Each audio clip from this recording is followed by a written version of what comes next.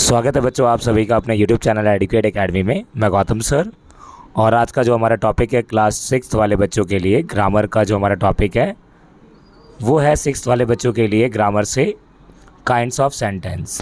तो आज हम जानेंगे सेंटेंस हमारे कितने टाइप्स के होते हैं उसके बारे में, ठीक है।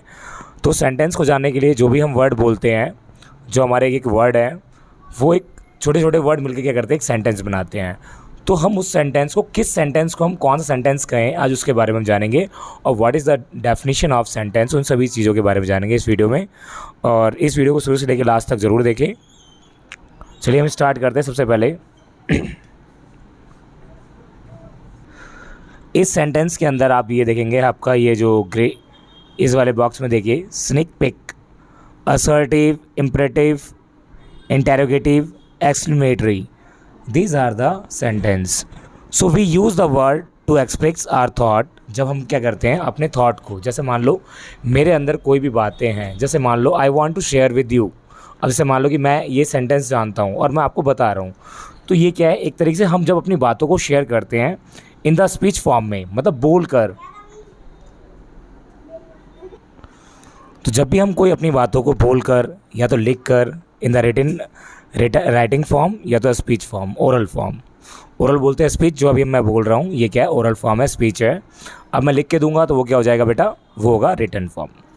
Usually we use this of the word in the groups. ये क्या होते हैं, ग्रुप में होते हैं। आपने देखा होगा छोटे छोटे वर्ड, जैसे राम इज़ गोइंग, मतलब राम जा रहा है। तो इस पूरे सेंटेंस के अंदर क्या है, 3 वर्ड है राम इज़ गोइंग, ठीक है। बोलते हैं any combination of the word will not always make sense. Without word के कॉम्बिनेशन के कोई सेंस नहीं बन पाएगा। अगर खाली हम राम बोलें तो बस राम ही है। अब कौन राम क्या कर रहा है, राम क्या है, कौन सा राम है, ये नहीं पता चला। जब वर्ड कॉम्बिनेशन में आते हैं तो क्या होता है, हमें वो सेंटेंस एक बनाते हैं। तो हमने क्या बताया भाई, राम इज़ गोइंग, तो राम क्या कर रहा है, जा रहा है। जो राम है वो एक एक्शन कर रहा है, वो जाने का काम कर। एग्जाम्पल आपकी बुक के अंदर दिया हुआ है,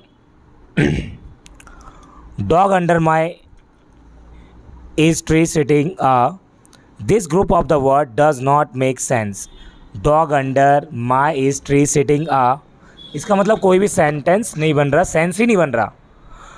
अब वर्ड को भी क्या होता है, एक सीक्वेंस वाइज लगाया जाता है बेटा। आपने पढ़ा होगा टेंस, जब आप पढ़ते हो subject plus verb plus object हम लगाते हैं तो वो क्या करता है, एक पूरा सेंटेंस बनाता है, ठीक है। तो अगर वर्ड को आप ऐसी प्रोज दोगे, ऐसे रिप्रेजेंट कर दोगे, तो वो उसका कोई सेंस नहीं। वर्ड सेंटेंस का मतलब क्या होता है, उसका एक सेंस होना चाहिए, उसका एक मीनिंग होना चाहिए, ठीक है। तो बोलते हैं this group of the word does not make a sense, क्योंकि इसका मतलब कोई बन ही नहीं रहा है। तो we can recognise the same group of the word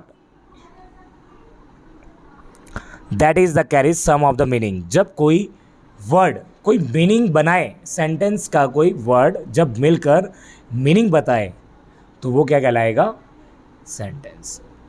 तो मतलब कि any word they comes in a combination they make a sense is known as sentence. कोई भी वर्ड साथ में आकर कॉम्बिनेशन बनाकर जब वो एक सेंस बनाएंगे that is called sentence. Dog is sitting under the tree, एक सेंस बन गया है ना बेटा। तो इस ग्रुप ऑफ वर्ड को हम क्या कहेंगे बेटा, सेंस बोलेंगे। तो therefore sentence is the group of word. Sentence क्या है, group of word which make sense. तो ग्रुप ऑफ वर्ड और जो सेंस बनाते हैं it is called sentence. Clear है, एनी डाउट होगा तो फिर पूछ लेना। There are 4 types of the sentence. Junior level के लिए 4 टाइप बताते हैं, छोटे बच्चे इससे ज़्यादा नहीं कर सकते, है ना। assertive, imperative, interrogative, explanatory. First we talk about to the assertive sentence. Which of the assertive sentence simply state something, मतलब कि simply जो, और उसे हम किस नेम से जानते हैं,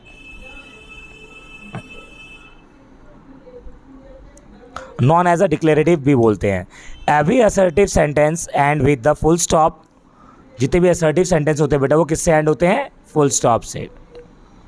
suppose that I will go to school tomorrow, मैं कल स्कूल जाऊंगा, तो मैंने एक पूरा सेंटेंस बोला, इसका एक सेंस है और फुल स्टॉप लग गया, तो ये क्या हो जाएगा, असर्टिव। क्लियर है, easily. I always speak truth, मैं हमेशा सच बोलता हूँ। क्या आप बोलते हो, नहीं बोलते ना, केवल झूठ बोल के मज़ा आता है। होमवर्क करके ना लेकर आना, ये भी एक सच्चा वाला झूठ है। अगर इसमें भी झूठ बोल रहे हो तो इसके अंदर भी सेंटेंस में एक फुल स्टॉप लगेगा, ये भी क्या है, असर्टिव है। क्लियर है? केवल झूठ बोल के भी असर्टिव सीख सकते हैं। Second, imperative sentence makes the request.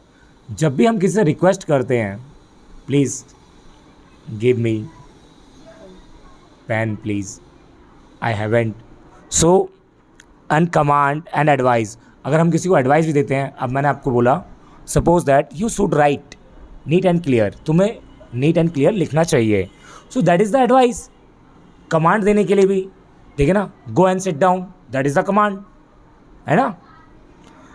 And request के लिए, ठीक है, रिक्वेस्ट के लिए अगर आपको बोला जाए प्लीज़ टेक माई बैग, लेकर आइए, ठीक है ना, कैरी माई बैग, तो ये सारे क्या है, request, advice, command are called a imperative sentence. सभी को हम क्या कहते हैं बेटा? Got it? One more thing is the green box. Look at that box. Imperative sentence end with the full stop, but they may also the end with the explanation mark. वो explanation mark में भी ख़त्म हो सकता है। explanation मतलब क्या होता है? मतलब जैसे तुम्हारा मुंह खुल जाए ना अचानक से, नाना घर पर आ गए, ओ भाई एकदम सरप्राइज, पता चल रहा है आज 100 का नोट मिलेगा और 2 किलो आम भी लेकर आएंगे, है ना। गेट आउट, पर चलो सर ने ऐसा, हमने क्या कर दिया, सर ने भगा दिया हमें। मूव आउट ऑफ माई वे, तो बोलते हैं please pass me that book, मतलब ये रिक्वेस्ट हो गया। Leave and the room immediately, अभी रूम खाली करो, तो ये क्या है, कमांड। क्लियर है? Imperative clear? Any doubt? जिसमें फुल स्टॉप हो वो हो जाएगा असर्टिव, और एक क्या हो जाए, इम्पेरेटिव क्या है, जिसके अंदर रिक्वेस्ट, कमांड, एडवाइस हो, ये क्या हो जाएगा, imperative. Clear? Next one is interrogative sentence. Interrogative sentence is if I will ask any question I ask from your side, so that is the, ठीक है ना, why did you not carry your book, है ना। So these are the questions. So I am asking how old are you, where are you from, so these are the interrogative sentence, क्योंकि when we ask the questions to another person it is known as the interrogative sentence. Got it?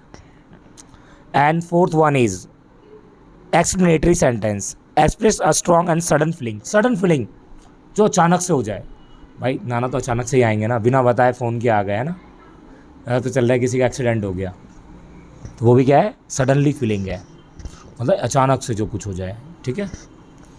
तो उसमें क्या होता है, explanation mark लगाते हैं। Explanation mark तो as you know आपको पता ही होगा,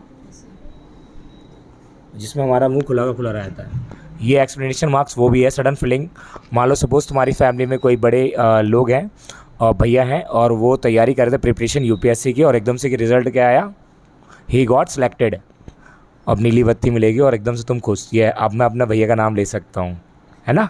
तो ये क्या है, सडनली फीलिंग है, एकदम से अचानक से जो मिल जाए, है ना। अभी बगल से हमारे कोई गुजर जाए तो ओह वाओ वंडरफुल, है ना, अमेजिंग कार BMW निकल जाए तो यस, हाँ फरारी, ठीक है। सो तो एकदम से हमारा मुंह खुला को खुला रख जाएगा, तो उस टाइम पे हमें मुंह बंद रखना है ताकि मक्खी ना घुस जाए, है ना। तो ये जो कुछ सेंटेंस होते हैं बेटा हमारे एक्सप्लेनेटरी होते हैं, मक्खी वाली बात तो गलत है ना। तो इस सेंटेंस में हम क्या करते हैं, हमारी सडन फीलिंग है, हमारी जो एकदम से ही, जो अनएक्सपेक्टेड, मतलब जो हमने सोचा नहीं है एकदम से सामने आ जाए, तो वो क्या है, एक्सप्लेनेटरी, ठीक है। व्हाट अ ब्यूटीफुल रोज, कितना मस्त है, oh what a pity, pity putty. So there is a practice set, now you have to do. और यदि ये वीडियो पसंद आई तो लाइक शेयर कमेंट जरूर करें। Thank you so much.